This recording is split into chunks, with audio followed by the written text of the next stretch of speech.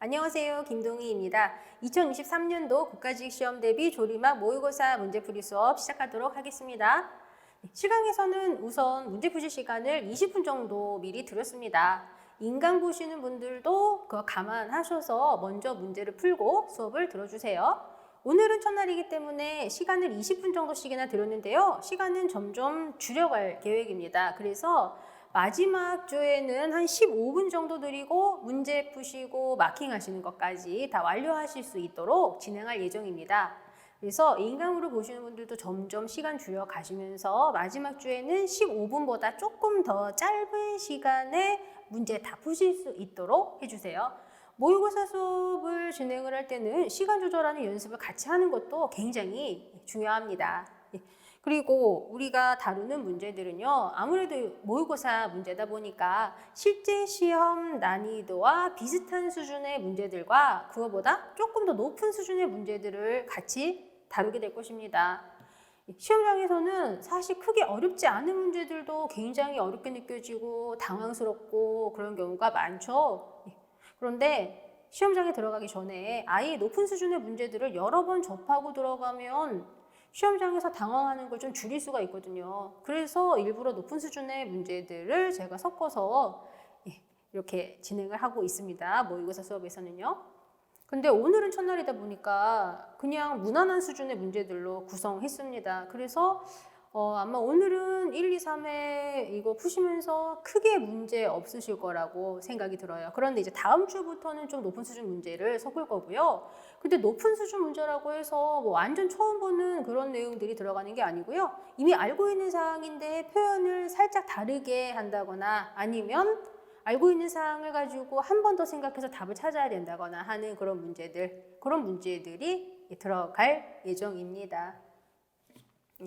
그리고 이 모의고사 수업을 진행을 하면 항상 점수가 높게 안 나와서 상심하시는 분들이 되게 많이 있습니다.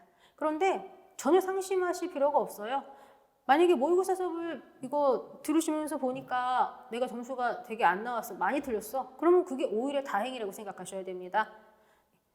이 수업을 진행하면서 이 문제들을 푸시면서 내가 이 부분을 아직 다 확실하게 내 걸로 만들지 못했구나, 이런 걸 확인을 할 수 있는 기회를 가지는 거, 그게 진짜 중요한 거거든요.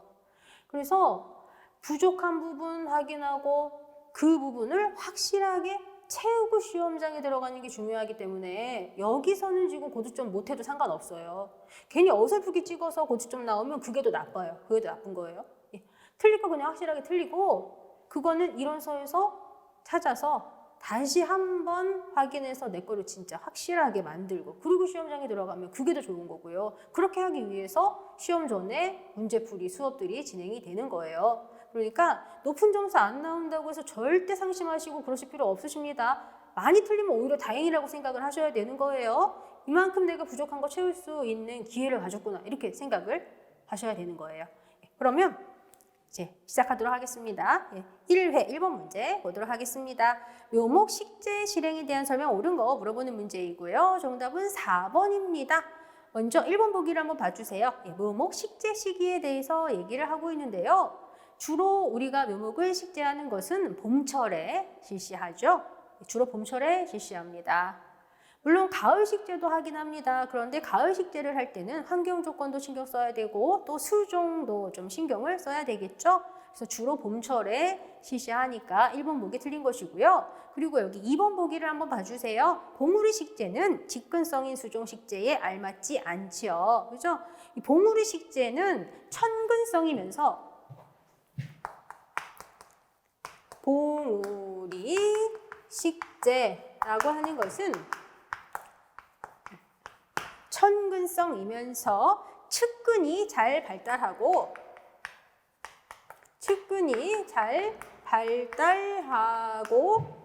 직근성이 아닌 가문비 나무 같은 이런 묘목에 적용이 되는 방식입니다. 그래서 2번 틀렸습니다. 그리고 3번 보기를 한번 봐주세요. 정삼각형 식재할 때는 정방형 식재에 비해서 식재할 묘목 건수가 감소하는 게 아니고 증가합니다. 그죠? 정삼각 삼각형 식재는 정방형 식재에 비해서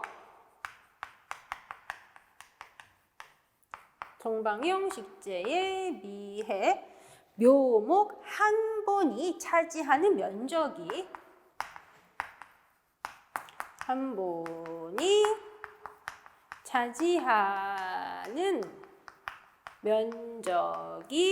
약 86.6% 정도 됩니다. 이건 무슨 얘기냐면 정방형 식재 할 때보다 정삼각형 식재를 할 때 묘목 한 번이 차지하는 면적이 작아진다. 이런 얘기를 하고 있는 거란 말이에요. 그러면 묘목 한 번이 차지하는 면적이 작으면 산림에 묘목을 심을 때 당연히 좀 더 많은 수의 묘목을 심게 되겠죠. 그래서 이 경우에 식재할 묘목의 본수는 약 15.5% 정도 증가가 됩니다. 정답은 4번. 치식에 대해서 얘기하는데요. 이 치식이라고 하는 것은 배수가 불량한 곳, 자갈 같은 것이 많아서 구덩이를 파기 어려운 곳에 적용이 되는 방식. 정답 4번. 2번으로 한번 가보도록 하겠습니다. 수목 내 질소의 계절적 변화에 대한 설명 옳지 않은 거 정답 3번입니다. 목부와 사부의 질소 함량 변화를 계절적으로 보면 사부보다 목부의 변화가 심한 게 아니고 목부보다 사부의 변화가 더 심하다. 이렇게 되어야죠. 그런데 구체적으로 여기서 말하는 사부는 어떤 부분을 얘기하는 거예요? 내수피 부분을 얘기를 하는 것입니다. 그래서 목부보다는 사부, 내수피 그 부분의 변화가 더 심하다. 그럼 이런 사항을 가지고 우리가 어떤 것도 유추를 해볼 수가 있냐면 저장된 질소를 공급하는 조직은 주로 사부 조직이라는 거겠구나. 이렇게도 우리가 생각을 해볼 수가 있겠죠. 그래서 정답은 3번이고요. 그리고 1번 한번 봐주세요. 목본식물의 경우에 조직내 질소 함량은 가을과 겨울에 가장 높습니다. 그리고 저장된 질소를 이용해서 봄철에 줄기 생장이 시작되면 질소 함량이 감소하겠죠. 그러다가 생장이 정지가 되면 다시 질소 함량 증가가 되는 거 볼 수 있습니다. 그리고 여기 4번 같은 경우는 낙엽 떨어지기 전에 잎에 있는 질소가 가지 줄기 부분으로 회수되는 기적이 있다. 그걸 생각하시면 되겠고요. 3번 문제 보도록 하겠습니다. 종자검사 기준에 대한 설명 옳지 않은 거 정답 1번입니다. 용적중의 정의에 대해서 1번 보기에서 얘기하고 있는데요. 용적중은 1리터의 종자 무게를 그램 단위로 표시하고 4회 반복 측정해서 평균치 사용하는 거 맞습니다. 그런데 왜 1번이 틀렸냐면 용적중은 실중이라고 한다. 이 부분이 틀린 거죠. 용적중은 용적중이고 실중은 실중이지. 그죠? 실중은 뭐예요? 실중은 천립중이라고 이렇게 부르기도 하잖아요. 그죠? 천립중이라고 하는 거 뭐예요?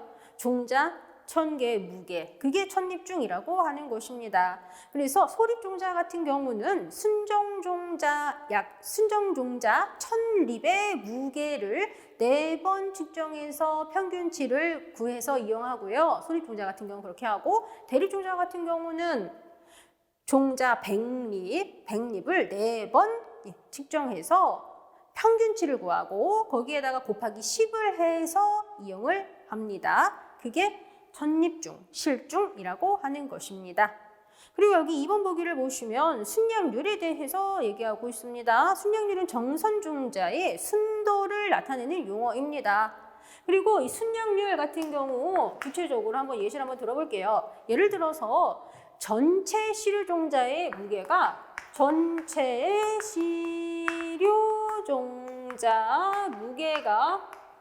100g이래요.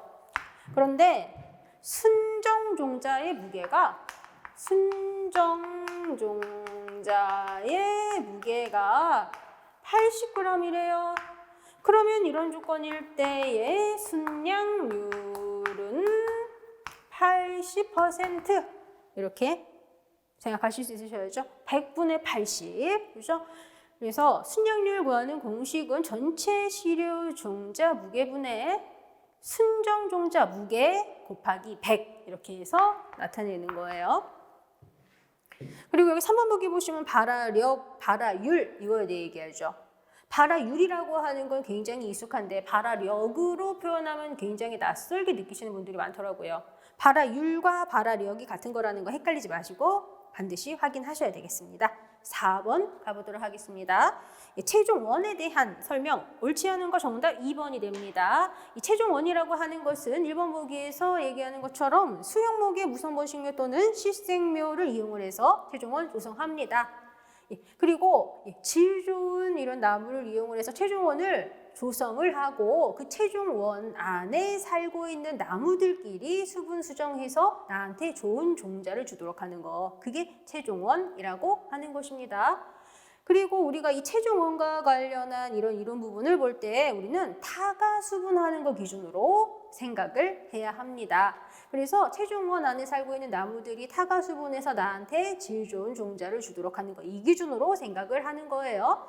그래서 4번 내용 같은 이런 내용도 언급이 되고 있는 거죠. 4번은 뭐예요? 최종원의 입지 조건과 관련해서 언급하고 있습니다. 최종원의 입지 조건 굉장히 여러 번 출제된 사항이죠. 외부 화분에 의한 수정받기 위해서 동종인분으로부터 500m 이상 떨어져 있어야 한다. 타가 수분 기준으로 생각하니까 잡스러운 유전자가 섞이지 않게 하기 위해서 이렇게 떨어져 있게 해야 한다라는 얘기가 되는 것이죠. 정답은 2번. 그죠? 정답은 2번인데요. 유전자원 손실 방지하기 위해서 동일 클론 인접하게 배치한다. 동일 클론이라고 하는 건 뭐예요? 동일 클론이라고 하는 것은 유전적 특성이 같은 애들이죠. 만약에 이렇게 동일 클론, 같은 클론 이런 애들이 가까운 데 배치가 되어 있대요. 그러면 걔네끼리 수분 수정되어서 종자가 생기겠죠? 그럼 이렇게 같은 클론은 유전적 특성이 같은 애들이고 그렇게 유전적 특성 같은 애들끼리 수분 수정해서 종자가 생겼어요? 그러면 그거는 불량한 종자가 생산이 됩니다. 그래서 불량한 종자가 생산되는 것을 막기 위해서 같은 클론끼리 수분 수정돼서 불량한 종자 생산되는 것을 막기 위해서 그래서 한 클론 주변에 2줄 정도는 적어도 다른 클론으로 둘러싸이도록 배치해야 합니다. 5번으로 가보도록 하겠습니다. 동령님의 생육 단계와 특징이 바르게 연결된 거 물어보는 문제입니다. 정답은 4번입니다. 지금 이거는 아마 보시고서 굉장히 많이 본 사항이다 라고 생각을 하셨을 거예요. 그죠? 1번은 치수림에 대해 설명하고 있는데요. 치수림은 인분이 시작될 때부터 인분 울패 직전까지, 직후가 아니라 직전까지의 단계입니다. 그리고 2번 유령님에 대해서 얘기하고 있는데요. 유령님은 인분 울패가 시작될 때부터 흉고직경 6cm 이상인 우세목이 인분 내 50% 이상일 때까지의 단계죠. 70% 아니고 50%. 그리고 3번 장령님에 대해서 얘기하고 있습니다. 장령님은 흉고직경 10cm, 12cm가 아니라 10cm 이상인 우세목이 인분 내 50% 이상일 때 인분. 12cm 아니고 10cm예요. 요거 은근히 많이 헷갈려 하시더라고요. 잘 구분하셔야 됩니다. 정답은 4번입니다. 그리고 각 단계별로 숙각구 기자가 어떤 게 들어가는지 간단하게 한번 말로 해보도록 하겠습니다. 치수림 단계에는 치수무육이라고 하는 게 실시가 되어야죠. 그래서 치수림 단계에는 풀베기, 보식, 혼효, 그리고 웃자란 나무 조절 이런 작업들이 실시가 됩니다. 그리고 유령님 시기에는 잡목 솎아배기, 어린 나무 가꾸기, 장령님 시기에는 미래목 선정 및 보육, 그리고 가지치기, 그죠? 그리고 성숙님 시기는 솎아배기, 대경제 수학, 갱신 준비, 그죠? 그런 작업이 들어가야죠. 6번 보도록 하겠습니다. 형성층의 세포 분화에 대한 설명, 옳지 않은 것을 물어보는 문제이고요. 정답은 2번입니다. 옥신의 함량이 높고 지베렐린 농도가 낮으면 목부보다 사부를 많이 생산하는 게 아니고요. 옥신 함량 높고 지베렐린 농도가 낮으면 목부를 생산합니다. 그죠? 옥신 함량 높고 지베렐린 농도 낮으면 목부 생산. 반대로 지베렐린 함량이 높고 옥신 함량이 낮을 때는 4부 생산 이렇게 들어가야죠. 옥신은 물이랑 연결시키시고 지베렐린은 탄수화물이랑 연결시키시라고 다른 수업에서 되게 여러 번 말씀을 드렸었어요. 수목 체내에서 옥신 함량이 높고 옥신 힘이 센 시기, 이때는 수분의 이동이 원활하게 일어나는 시기라고요. 그럼 당연히 그때는 목부가 만들어져야죠. 반대로 지베렐린 함량이 높고 지베렐린 힘이 세대요. 그러면 그 시기는 수목 체내에서 탄수화물의 이동이 원활하게 일어나요. 그러면 탄수화물 이동이 원활하게 일어나려면 그때는 당연히 사부가 만들어져야 되겠죠. 그래서 물하고 옥신, 탄수화물하고 지베렐린 이렇게 같이 연결시키셔서 애들 기억하시면 됩니다. 정답 2번이 됩니다. 그리고 1번 한번 봐주세요. 한발이라고 하는 단어가 있습니다. 이 한발이라고 하는 거 이거 뭐냐면 가뭄, 물 부족한 거 그거 얘기하는 것이죠. 이렇게 한발이 계속되면 당연히 형성층 활동이 둔화가 되고 세포 분열이 거의 정지가 됩니다. 세포 만들어지기 위해서 물, 수분은 필수적으로 필요하거든요. 그런데 수분 공급이 원활하게 일어나지 못하면 당연히 세포 만들어지는 것도 당연히 힘들어지겠죠. 그리고 형성층 활동은 봄에 줄기 생장 시작될 때 함께 시작해서 여름에 줄기 생장이 정지가 된 다음에도 더 지속되는 경향이 있어요. 그리고 또 추가적으로 한번 얘기를 해보면 형성층의 활동은 식물 호르몬인 옥신에 의해서 좌우된다. 이것까지도 우리가 알고 있어야지 됩니다. 여기가 이제 토양이고요. 지상후 줄기예요. 그러면 여기 이 부분 눈. 요런 눈 부분, 요런 데에서 옥신 계통 물질이 만들어지죠. 그죠? 그래서 요런 눈에서 옥신 계통의 식물 호르몬이 만들어지고 걔네가 밑으로 내려오면서 야, 니네 일 좀 해. 이렇게 내려오면서 니네 일 좀 해. 이렇게 하고 내려온단 말이에요. 그죠? 그래서 윗부분에서 만들어진 옥신이 밑으로 내려오면서 형성층을 자극을 해서 세포 분열을 유도한다. 요거 기억하셔야 됩니다. 그리고 옥신의 영향은 추재를 형성하기 시작하는 기작과 동일하다. 이런 사항도 같이 기억을 해주시면 좋겠네요. 늦은 여름철에 추재를 만들기 시작하는 시기는 옥신 생산량이 줄어드는 시기와 일치합니다. 그렇죠? 옥신 생산량이 줄어들었다? 이거 뭐예요? 옥신 힘이 약해졌어. 그러면 그거는 어떤 시기겠어요? 체내에서 이제 수분 이동이 별로 원활하지 않아. 이런 시기란 얘기예요. 그러면 그때는 당연히 추재가 만들어져야 돼요. 그런데 옥신은 여기서 만들어진단 말이에요. 그런데 옥신 생산량이 줄어드는 시기라고 하더라도 옥신 만들어지는 부분이랑 가까운 부분은 그래도 옥신의 영향을 좀 많이 받을 거 아니에요. 근데 옥신 만들어지는 부분이랑 먼 부분, 이런 데는 옥신 생산량이 줄어들면 그 영향이 확실하게 옥신 힘이 확 약해진 게 아주 여기서 명확하게 표가 나겠죠.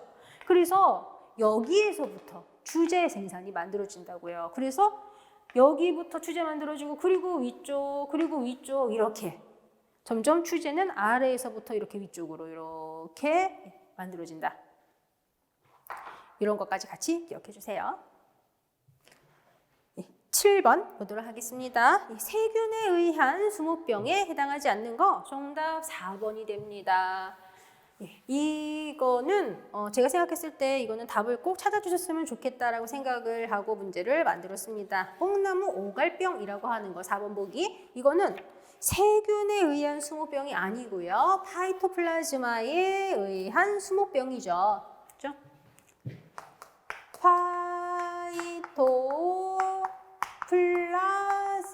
파이토플라즈마에 의한 수모병. 어떤 게 있는지 이거 반드시 암기하셔야죠. 대추나무 빗자루병과 대추나무 빗자루병 그리고 뽕나무 오갈병, 뽕나무 오갈병, 오동나무 빗자루병, 오동나무 빗자루병, 북나무 빗자루병.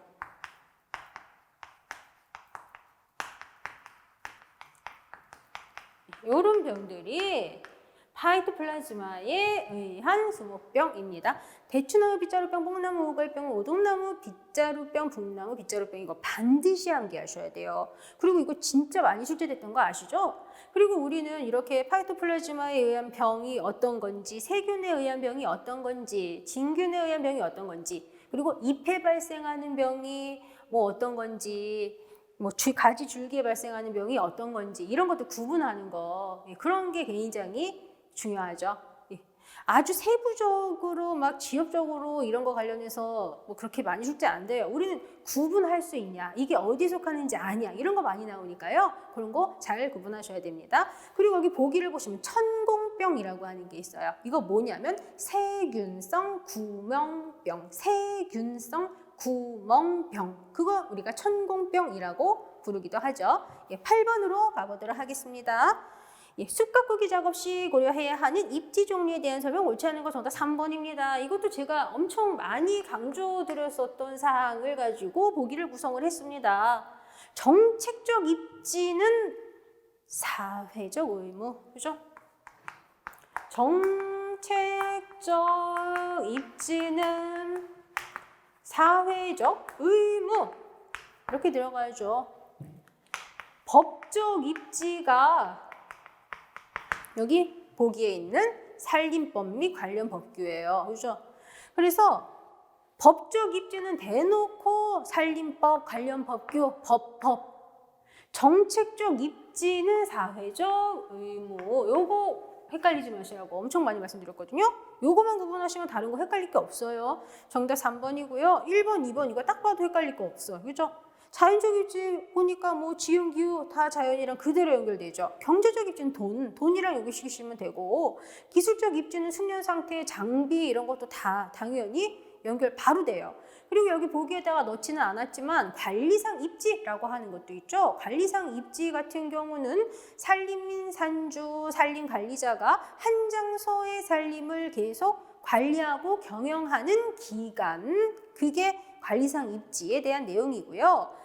보통 30년 정도가 적당하다, 이런 식으로도 언급되는 거 확인하실 수 있으십니다. 9번 보도록 하겠습니다. 재벌에 대한 설명 옳은 거, 잡목 솎아배기에 대한 설명 옳은 거 물어보는 문제이고요. 정답은 3번입니다.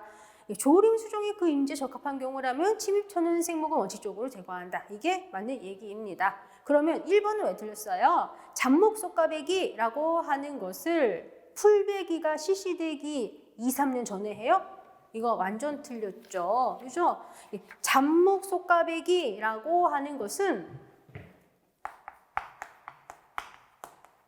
잡목 솎아배기라고 하는 것은 풀배기가 끝난 후 2, 3년 정도가 지난 6월에서 8월쯤, 이때 실시한다고요. 그리고 필요에 따라서 3, 4년 정도 지나고 두 번째 작업 실시합니다. 그죠? 그리고 잡목 솎아배기의 시기는 인공림은 식재 후 7, 8년, 천연림은 10년생 전후. 인공림이 식재 후 7, 8년이고요. 천연림은 10년생 전후예요. 그리고 잡목 솎아배기가 실시되는 임령도 한번 얘기해 볼까요? 잡목 솎아배기 실시되는 임령은 소나무와 낙엽송 같은 경우 식재 후 7, 8년 이쯤 됐을 때 잡목 솎아배기 실시하고요. 그리고 삼나무와 편백은 삼나무, 편백 얘는 식재 후 10년 정도 됐을 때 실시합니다. 그리고 전나무와 가문비나무는 전나무와 가문비 얘네는 식재 후 13에서 15년 정도, 요때 잡목 솎아배기 실시됩니다. 그래서 전에 기출된 사항 중에 이렇게 잡목 속가백이 실시되는 임명에 대한 거를 알고 있냐 이런 것도 출제가 된 적이 있었습니다. 그리고 보시고서 딱 어떤 생각이 드세요? 아, 보니까 양수는 좀 빨리 하는구나. 음수는 좀 늦게 하는구나. 그죠? 이런 특성은 잡목 속가배기뿐만 아니라 그냥 속가배기, 그냥 간벌 거기에도 또 적용이 되죠. 10번 가보도록 하겠습니다. 그림이 나와 있어요. 그리고 유관소 형성층 그림이 있는데 각 위치가 나타내는 거 물어보고 있죠. 정답 1번입니다. 이거는 기본으로 알아보셔야 되는 그림이고요. 유관소 형성층이 있고 그거보다 안쪽으로는 목부, 밖으로는 사부, 그리고 유관소 형성층이랑 가까운 데 있는 것들이 당연히 2차 목부, 2차 사부 이걸 생각하셔야죠. 그러면 그림을 딱 보니까 유관소 형성층 그림보다 더 안쪽 부분에 있는 C, D 이게 목부가 되겠네요. 그죠? 그런데 보니까 C, 이 C라고 하는 게 유관소 형성층이랑 더 가까워. 그러면 C가 2차 목부겠네. 그죠? 그리고 A, B는 그림상에서 A, B는 유관소 형성층보다 바깥에 있어요. 이거는 당연히 4부. 그런데 A라고 하는 거 이게 유관소 형성층이랑 가까운 거 보니까 A가 2차 사부구나. 그래서 유관소 형성층이랑 가까운 데에 있는 게 2차 사부, 2차 목부. 그리고 유관소 형성층 안쪽에는 목부, 밖으로는 사부. 이거 기본으로 깔고 가셔야 됩니다. 정답 1번, 11번 문제 보도록 하겠습니다. 우리나라의 소나무림에 대한 설명 옳지 않은 거 정답 4번이 됩니다. 예, 소나무는 건조한 지역에 순림 형성하는 특징이 있습니다. 그리고 수간, 가지 이런 부분에 수지를 함유하죠. 그래서 발화 온도와 발염 온도가 다른 수종보다 낮아요. 그죠? 4번 높다가 아니라 낮다가 되어야죠. 그래서 이렇게 발화 온도, 발염 온도가 다른 수준보다 낮은 이런 특성 때문에 산불 발생하기 쉽다. 그리고 수관화로 번지는 경우도 많다. 이게 특징적인 사항입니다. 그리고 여기 1번 같은 경우 봐주세요. 이거 소나무림이 많이 분포하는 지역에 대해서 얘기하고 있는데요. 모래질이 많은 갈색 산림 토양, 그리고 뭐 산성인 곳 이런 곳이 소나무림이 많이 분포하는 지역이에요. 그리고 추가적으로 또 소나무 우점 현상이 뚜렷하게 나타나는 곳도 한번 얘기를 해보면 건조하기 쉬운 산 능선과 안반 노출이 심한 지역, 그리고 남동, 남서사면 그런 부분이 소나무 우점 현상이 뚜렷하게 나타납니다.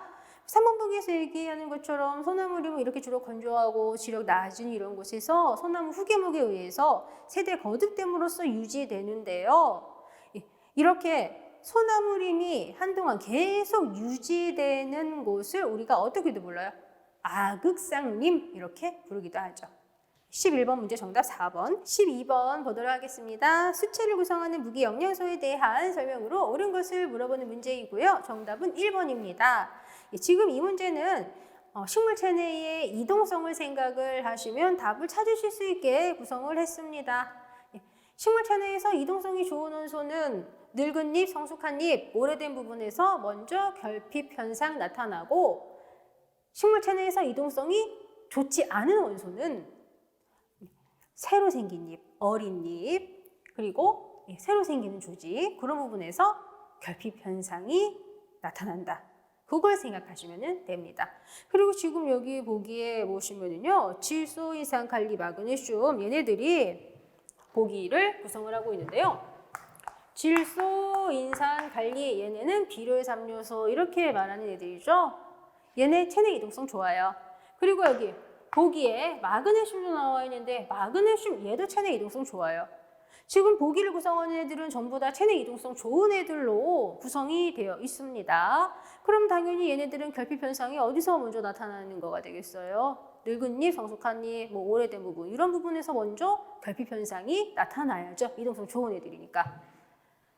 정답은 1번인 거예요. 2번 봐주세요. 뿌리에 공급되는 질소가 부족당하면 이거 뭐예요? 질소가 부족하면 이런 걸 좀 이렇게 구체적으로 표현하고 있는 거예요. 그러면 어린 잎에 있던 질소가 늙은 식물기관으로 이동하는 게 아니고 늙은 잎에 있던 질소가 어린 식물 기관으로 이동하죠. 그래서 질소 결핍 증상이 늙은 잎에서 먼저 나타나는 거예요. 이렇게 체내 이동성이 좋은 거는 이런 양분이 부족한 현상이 생겼을 때 먼저 생긴 부분, 늙은 잎 이런 부분에 있었던 게 새로 생기는 부분으로 이동을 한다고요. 그래서 결핍 증상이 늙은 잎, 먼저 생긴 부분 이런 데서 나타나는 거예요. 3번 같은 경우는 지질이라고 써 있는 거를 단백질로 바꿔주셔야 됩니다. 그렇죠? 이거는 뭐 이동성하고 관련되는 보기는 아니지만 칼륨이 어떤 역할을 하는지 알고 있냐, 그거와 이제 관련된 거고 요 정도는 우리가 기본으로 깔고 가야 돼요. 지질이라고 써 있는 걸 단백질로 바꾸셔야 된다. 예. 칼륨은 어떤 역할을 한다고 했었어요? 질소가 흡수가 되어서 아미노산으로 되고 단백질 합성이 되는데 그런 거 잘 되게 도와준다. 그런 거 여러 번 말씀드렸거든요. 그래서 칼륨은 뿌리에서 흡수가 된 질소가 속히 단백질로 합성되도록 도와주는 그런 역할을 한다고요.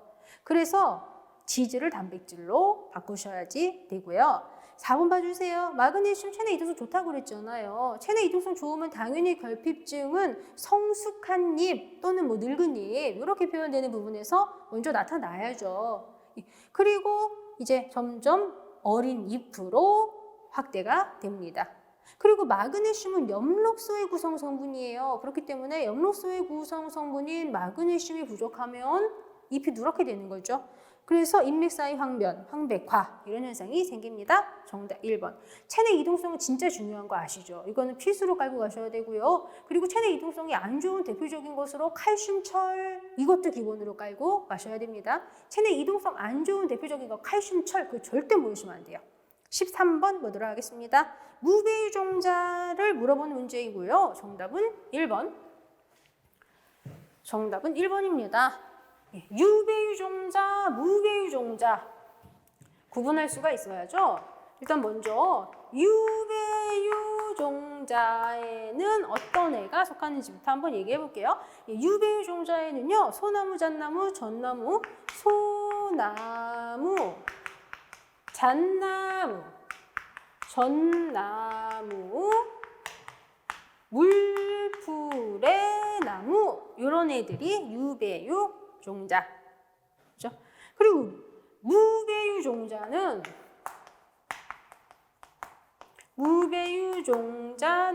종자 사이즈가 좀 커다란 애들이죠. 그래서 호두나무, 밤나무,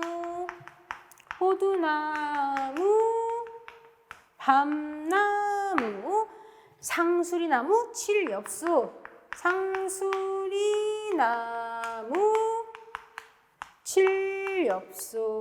이런 애들, 얘네들이 무배유종자. 여기 물풀에 옆에 나무자 안 썼는데 그래도 괜찮죠? 예. 이런 무배유종자들은 처음부터 배유 자체가 없었던 건 아니에요. 그죠? 배유 있었어요. 그런데 배유에 있었던 양분을 자엽이라고 하는 애가 다 빨아갔어. 그래서 배유가 퇴화가 된 것입니다. 이렇게 종자 알기 커다란 애들이 무배유종자. 정답은 1번이에요. 지금 학명이 나와 있으니까 한번 말씀드려볼게요. 1번은 호두나무, 상수리나무예요. 정답 1번이고요. 2번은 소나무, 잣나무. 그죠? 3번은 전나무, 물풀의 나무. 4번은 소나무, 전나무. 여기에 있는 보기들 이런 학명은 기본적인 학명들이기 때문에 반드시 숙지하셔야 됩니다. 14번 보도록 하겠습니다. 전목묘에 대한 설명으로 옳지 않은 것을 물어보는 문제이고요. 정답은 2번입니다. 이 전목이라고 하는 것은 나무 2개를 붙이는 것이죠. 땅에 뿌리 박고 있음으로써 땅에서 수분 양분을 흡수해서 위로 올려보내주는 역할을 하는 것을 우리는 대목이라고 얘기하고요. 위에 붙여서 나중에 개화교실할 거 그거는 접수 이렇게 얘기합니다. 그런데 그렇게 나무 2개를 붙이는 접목을 통해서 만들어진 식물체는 외적으로 보면은 하나의 생명체로 보입니다. 그렇지만 대목과 접수 각각에서 발달된 조직이나 기관은 각자 서로 다른 유전적 특성을 그대로 유지합니다. 접목을 했다고 해서 대목과 접수의 유전적 특성까지 같아지는 것은 아니에요. 그래서 완전한 하나의 생명체로 볼 수 없죠. 그 정답이 2번이 되는 것입니다. 접목은 1번 보기에서 얘기하는 것처럼 이렇게 서로 다른 식물체 조직을 연결을 시켜서 생리적인 생명 공동체를 만들어주는 거다. 그렇지만 대목은 대목대로, 접수는 접수대로 각자 자기 유전적 특성 그대로 유지하고 있기 때문에 유전적 특성까지 같아지는 건 아니니까 그래서 완전한 하나의 생명체로 볼 수 없다. 요거 반드시 구분하셔야 돼요. 정답은 2번이고요. 15번 보도록 하겠습니다. 수목의 당근 작업에 대한 설명 옳지 않은 거 물어보는 문제이고요. 정답은 3번입니다. 당근 처리 시기는 연중 가을이 가장 적절하다 이렇게 되어 있는데요. 가을이 아니고 봄, 연중 봄이 가장 적절합니다. 봄철에 뿌리 발달이 가장 왕성하니까 그래서 봄이 가장 적절한 것이죠. 가을에 당근 처리를 실시를 하면 가을철에는 광합성량이 적다 보니까 뿌리로 운반되는 탄수화물의 양이 적어요. 그래서 가을에 당근 처리 실시하면 새 뿌리 발달이 미약해요. 이런 사항은 기출문제에서 봤다라는 생각이 드셔야 됩니다. 그래서 정답 3번이죠. 뭐 1번, 2번은 뭐 워낙 많이 보신 그런 부분이에요. 이렇게 당근을 실시를 하면 조밀한 잔뿌리 발달이 촉진이 되고 이시 쇼크에 대한 저항성을 기를 수가 있다. 이런 거 많이 본 사항이니까 뭐 굳이 이거는 설명할 필요가 없겠고요. 4번 보기 보시면 4번 보기 같은 경우는 낯설다라고 느끼시는 분도 계실 수도 있어요. 이거는 왜 4번 보기 같은 이런 현상이 왜 생겨요? 당근을 했어요. 뿌리 잘랐다는 얘기잖아요. 그러면 수분 흡수가 줄어들었겠죠. 당근했으면 수분 흡수량이 줄어들어요. 수분 흡수가 줄어들었으면 당연히 증산작용이라거나 이런 게 당연히 줄어드는 게 정상이지. 그죠? 그래서 정답은 3번이 됩니다. 16번 보도록 하겠습니다. 다음 보기 중 당초 조림 수종 또는 적지적 수범위 내에서 다른 수종으로 대체해서 보식해야 하는 경우를 물어보는 문제이고요. 정답은 2번입니다. 활착률이 80% 미만일 경우 이때는 당초 조림 수종 또는 적지적 수범위 내에서 다른 수종으로 대체해서 보식을 합니다. 활착률 80% 미만이라는 거는 내가 묘목을 식재했는데 꽤 많이 자리 잡고 일부가 자리 못 잡은 경우 이렇게 생각하시면 되겠죠? 그러면 내가 심은 수종이 그 지역에서 부적절한 건 아닌 거예요. 꽤나 많이 자리 잡았으니까.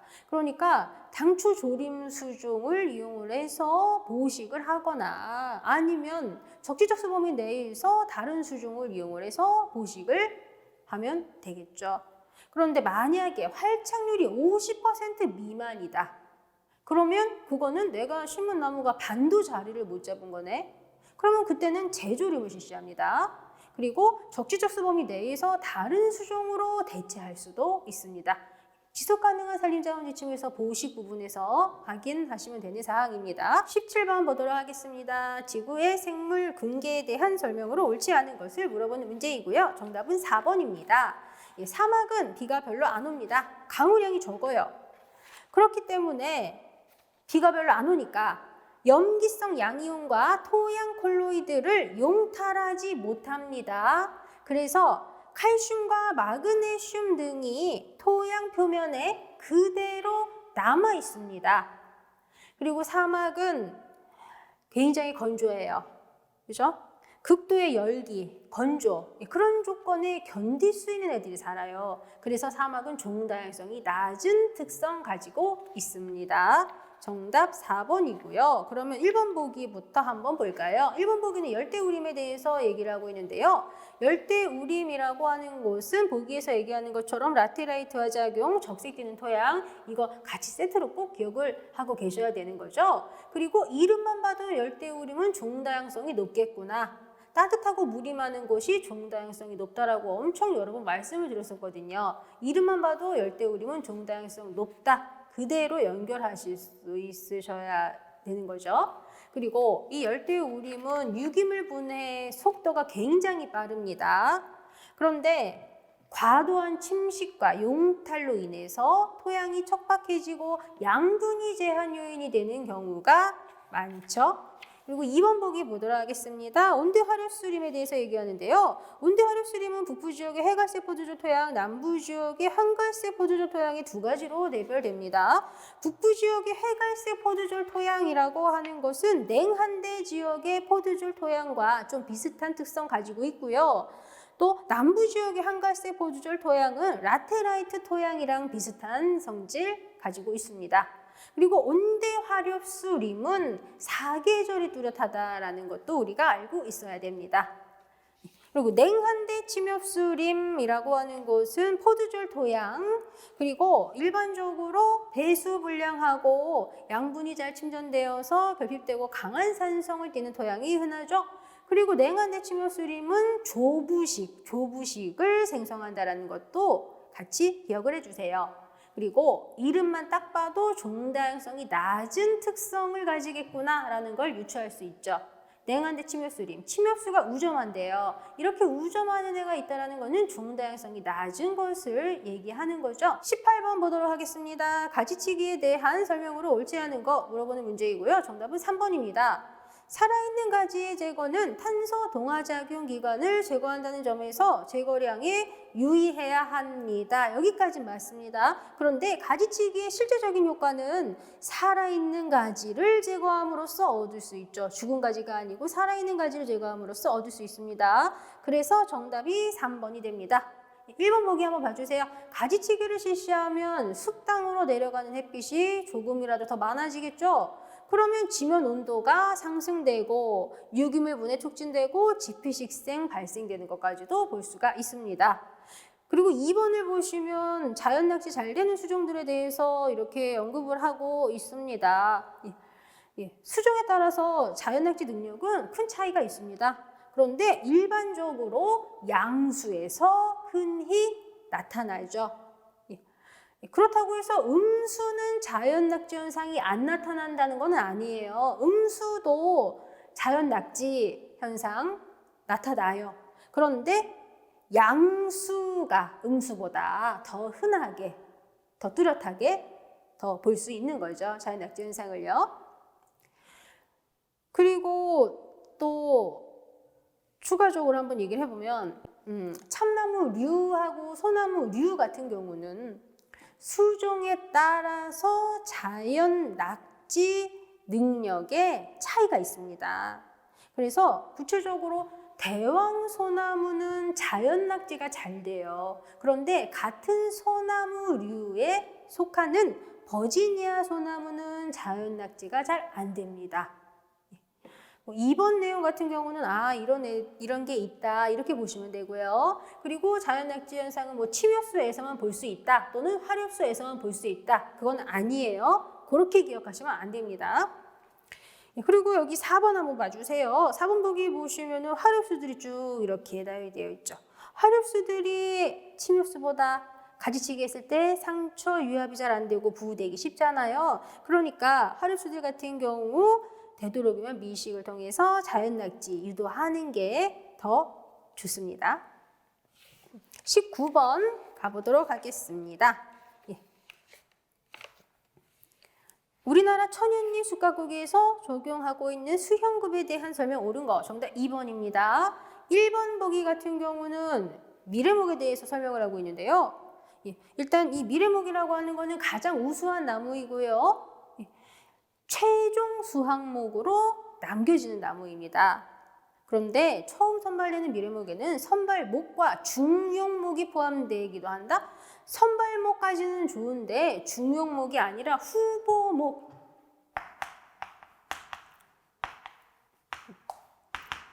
후보목이 포함되기도 합니다. 2번이 정답, 2번이 정답이고요.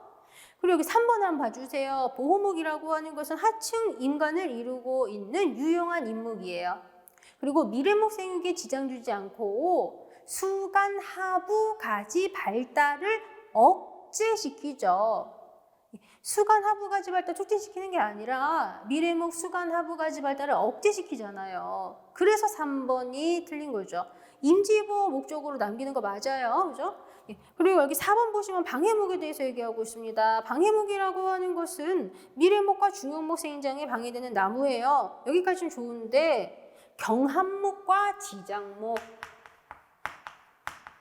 경합목과 지장목 이런 애들이죠. 경합목과 지장목 이런 애들이에요. 형질불량목, 피해목 이거 보긴 봤어요. 어디서 봤냐면 무관목, 무관목에 대한 내용 나와 있는 부분에서 보셨을 거예요. 무관목이라고 하는 것이 미래목과 중형목에 전혀 장애가 되지 않는 형질불량목, 피해목 등이다. 그리고 얘네들은 인분구성상 남겨두는 나무인데 차후 감벌 대상이 된다. 무관목 관련해서 보셨어요. 정답은 2번입니다. 20번 볼게요. 삽수발근 비교적 잘 되는 수종으로 구성이 된 거 물어보는 문제이고요. 정답은 1번입니다. 1번 학명 나와 있으니까 한번 말씀드려볼게요. 1번은 미루나무, 미루나무. 그런데 굳이 미루나무라는 거 몰라도 포플러류구나 라고 알아보실 수 있는 게 첫 번째로 나와 있죠. 그리고 1번에서 두 번째 거는 사철나무, 세 번째 거는 동백나무. 포플러류, 사철나무, 동백나무. 정답 1번입니다. 그러면 2번은 잣나무, 낙엽성, 아까시나무 이렇게 되어 있네요. 잣나무, 낙엽성, 아까시나무 2번 보기. 얘네는 삽수발근 어려운 수종입니다. 3번은 백합나무, 물풀의 나무, 삼나무. 백합나무, 물풀의 나무, 삼나무 3번 보기. 백합나무, 물풀의 나무는 삽수발근 어려워요. 삼나무는 비교적 삽수발근 좀 잘 되는 수종이고요. 4번 보기는 느티나무, 자작나무, 은행나무. 느티나무, 자작나무 삽수발근 어려워요. 은행나무는 삽수발근 비교적 잘 되는 수종. 정답 1번. 삽수발근이 비교적 잘 되는 수종 굉장히 많이 있어요. 많이 있는데 포플러류하고 버드나무류는 세트로 우리가 기억을 해야 되죠. 그리고 향나무, 주목, 측백, 진달래류, 그리고 여기 보기에 있는 삼나무 이런 애들, 걔네들 좀 한 번씩은 다 이렇게 기출문제 보기에서 보셨을 애들인데요. 기출문제에서 출제된 것들, 그리고 우리가 문제풀이 진행하면서 다루는 것들, 얘네들은 삽수발근 잘 되는 거, 좀 어려운 거 이거 반드시 좀 구분을 해서 기억을 해주세요. 그리고 이거는 어차피 오늘 다 외워버려야지 이렇게 하고는 못 봐요. 양이 굉장히 많다 보니까 꾸준히 계속 여러 번 보셔서 머릿속에 들어갈 수 있게 그렇게 하셔야 되겠죠. 20분 문제 정답 1번이고요. 이렇게 해서 1회를 풀어봤는데요. 지금 이 1회 내용들 보시고서 처음 보는 것 같다라고 생각이 되시는 거는 하나도 없으셨어요. 오늘은 이런 수준 문제들로 구성했습니다. 그런데도 불구하고 분명히 이 1회에서 틀린 게 있으셨을 거예요. 그죠? 그리고 지금 이렇게 설명을 듣고 다 확인하고 보니까 나 이거 맞출 수 있는 거였는데 실수했네? 잘못 봤네? 이래서 틀린 것도 있죠. 우리는 실수를 줄이는 것도 진짜 중요하거든요. 시험장에서 제일 많이 하는 실수가 옳은 거 찾으세요를 옳지 않은 거 찾으세요를 잘못 본다거나, 아니면 앞부분만 본다거나, 아니면 1번, 2번 보기만 본다거나 해서 다른 보기 정확하게 제대로 안 봐가지고 내가 다 아는 건데도 엉뚱한 거 다 찾고 나온다거나 하는 그런 경우가 되게 많아요. 그런 실수 안 하실 수 있게 하셔야 돼요. 그리고 오늘 실수한 거를 보시면서 내가 이런 실수를 하네, 이런 걸 확인하셨잖아요. 그러니까 실제 시험장에서는 그런 실수 안 하실 수 있게 꼭 반드시 준비하셔야 되겠습니다. 잠시 쉬었다가 2회 보도록 하겠습니다.